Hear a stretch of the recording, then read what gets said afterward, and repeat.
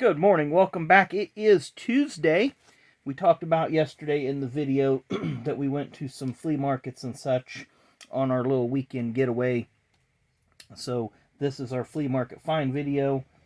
In no particular order, just letting you know a couple of places we went. There was in Seymour, Indiana, right off of the main drag off of the interstate. There's a Trader Baker's flea market. It's a kind of a chain of flea markets here in Indiana. I know that I think that they're all owned by the same people. It's either Trader Baker's or Trader Buck's. I can't remember what it is. But they're kind of all over the state and all the major cities. Some are really good. Some are not so good.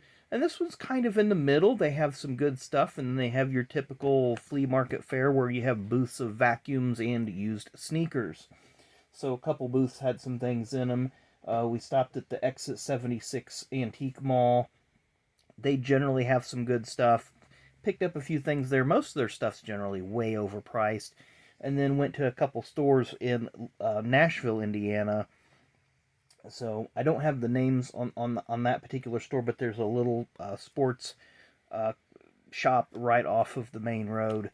And older gentleman in there runs it. He's got, just some jerseys and some t-shirts and some oddball things. So I'll show you a couple things that I picked up from him.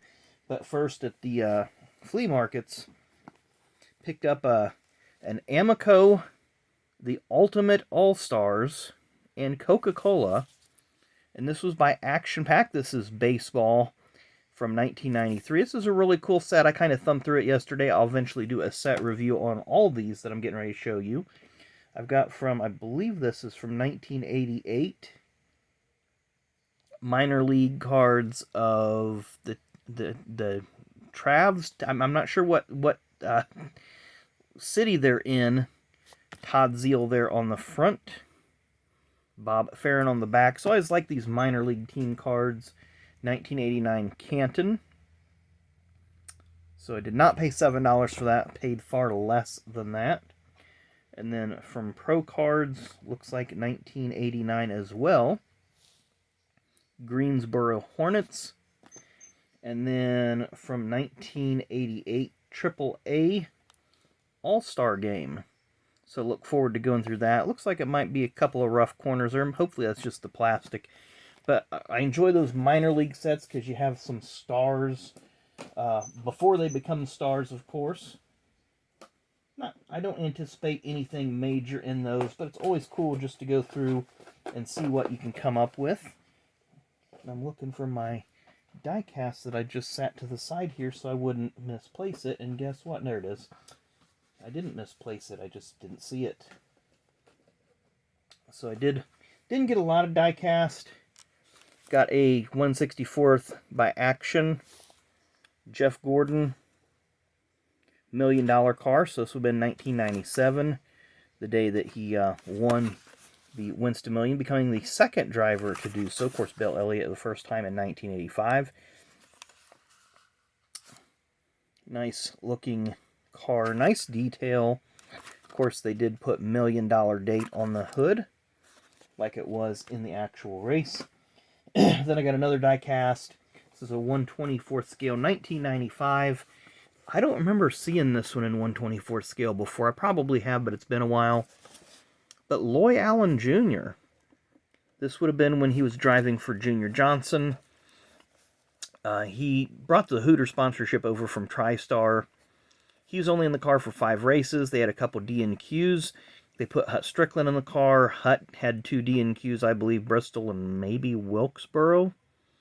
Then they ended up putting Elton Sawyer in the car for the most of the rest of the year. I think they had Jimmy Horton in the car once and maybe Greg Sachs on days that Sawyer couldn't run because of the Busch Series conflict schedules. But very, very unique paint job. They only ran this car 1 year. At the end of the year, or probably even sometime during the year, Junior sold this team to attorney David Blair. Became David Blair Motorsports. They ran that car with that same paint scheme, but just black instead of orange in 1997. I'm sorry, 1996. 1997, David Blair ran a handful of races, and then eventually the team just went bankrupt or whatever, and they closed it down. Got a couple more 1/64 scale cards here from the first Brickyard 400 Mark Martin. And of course, driver signature. It's stamped with serial numbers down there. Pretty cool. Don't know how many cars were made in this set. That'll be something that I really need to research and kind of get them all put together. And then another one from the NASCAR Premier Series, 1995. Steve Kinzer ran 5 races in this car before being released. Kind of like Loy Allen, seems like a theme. It's 1995. Run 5 races, get released. Of course, Steve Kinzer was a World of Outlaws champion. Kenny Bernstein brought him in to run for Rookie of the Year, and they really didn't have a good race at all. Darlington, of all places, was their race that they were doing their best, and they crashed out of it. I think they crashed 4 out of 5 races that they ran. But nonetheless, and then the final thing that I got here, no, I got 2 things here. I just now seen this one. So I seen this, and I had to get it. They had a super low price on it. 1992 Formula One racing cards. And if nothing else, I liked the box. But on the price tag that they had on it, like I said, it was very, very, very low price. And it just said, it had, had what it was, Grid Formula One, 1992 in the price. And then it just said Commons. And we'll go through this someday, and it does. It's missing. They took out all the, the Sennas, the Schumachers, the whoever else, and I expected that. But I was very happy with what cards are in that set and what I do have. So probably sleeve some of those cards up, and then who knows, I might just, sell the empty box probably for what I paid for it and, have fun with the cards. But still a cool little addition to the collection here. And then the final thing, I was telling you about the shop that the older gentleman ran. It didn't have a lot of stuff in it. He's a very chatty gentleman, very, very knowledgeable too. So I only talked to him for about 10 minutes or so. He's very, very knowledgeable about Indy cars, Indy 500 history. He had some postcards in the corner, so I'm going to show you that. So I went up in the corner, and he had some of these postcards, and he had them marked 60 cents each. And then he had some other ones that were more expensive that he had in his case, and he cut me a deal on some of those as well. But you can see this is obviously when they were doing some construction to the front there by 16th and Georgetown. Of course, the redesigned pagoda and yard of bricks. And then we have a couple aerial shots here. This is before they put the roundabout in. So this is 16th and Georgetown. It's obviously, looks like a NASCAR weekend because you can kind of see Gordon's trailer there, a few other trailers. And it was during the time when they were just doing the grading for the F1 track. It's not even put in there. So that kind of gives you an idea of what the Indy car or the Indianapolis Motor Speedway layout was before they really had the F1 track going on. But there again, if anybody's around, this is a roundabout now. This street cuts off way up here. So this doesn't exist. This is all a pedestrian area. And even this area here, they do not have pollers or anything there. I don't even remember what's there anymore. But this area looks very, very different. Of course, the ticket office is still there. There's the Hall of Fame Museum. It's going to be closed until 2025. They're doing some major renovations, so I'm looking forward to that. Now, that's, again, this is looking from the southwest, looking northeast. Now, they got another angle right here, and you can see the road course in its full form. And not sure what event's going on there. Probably an Indy 500 based on the crowd size.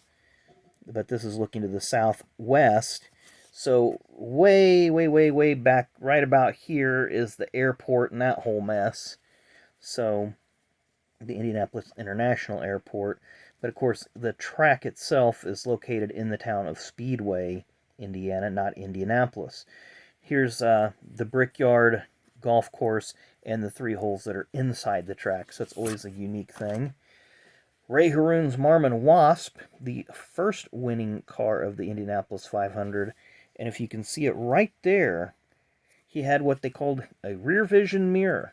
He was the only driver in the race that did not have a riding mechanic because he figured saving the weight would help him go faster. And guess what? He ended up winning. Not sure what year this is from, but it's definitely post 2000 based on the pagoda, the pit layout with the F1 paddocks there.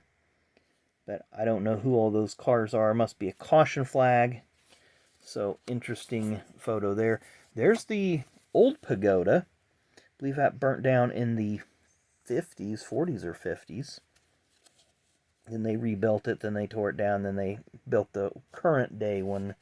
That was it in that last shot. Did we have a good shot of it? Yeah, you can kind of see the similar design, but very, very different. Gasoline Alley from back in the 50s or 60s. Not exactly sure, but the original Gasoline Alley. And now all these cards, these are original postcards from the 70s and such. But view of the museum way back when. And we have Lloyd Ruby. So you can see how far the Indy cars have come in terms of design and technology and so forth. Bill Vukovich, so this would be Bill Vukovich II. Janet Guthrie, first woman to qualify for the Indy 500. And then Mario Andretti. So what's it say about that? It doesn't really say anything there. But yeah, a little bit of information there. These were printed. There you see some information about that. But I always like these older postcards as well. It's got to get me some postcard sleeves, put these in, because they're in great shape. But I just how good that photography is for that era. You know, I like these team shots with all the people in them. These action shots are great. You can see the, the apron there. Now they have the pit access lane. But nonetheless, bunch of cool postcards. So thank you to the gentleman in that store. Really, really appreciate getting the good deal on those. It's always cool to go back and look at things like this and realize, and I got to get all my postcards together. They're just kind of got a stack here, got a stack there. Just been busy, haven't had a chance to put much of anything together. So anyway, hope you enjoyed the video. I know Flea Market Finds is always a popular series here. You all seem to like it because you never know what we are going to find and come across. So make sure you hit that like button, subscribe button on your way out. That would really, really help me out. And especially as we get closer to 2,500 subs. We've got about 40 more to go, and we will hit 2,500. Like I say, I have a pretty nice giveaway planned. When we hit 2,500, I'll give it a couple days. I will, announce what we're going to be giving away at that point. And then once we kind of settle in for a week or two after, just so that we know that we're going to stay above 2,500, then we'll do the official rules for that. But that will happen sooner, hopefully, rather than later. But thanks again for watching, and come back at noon for Fast Packs. Thanks for watching.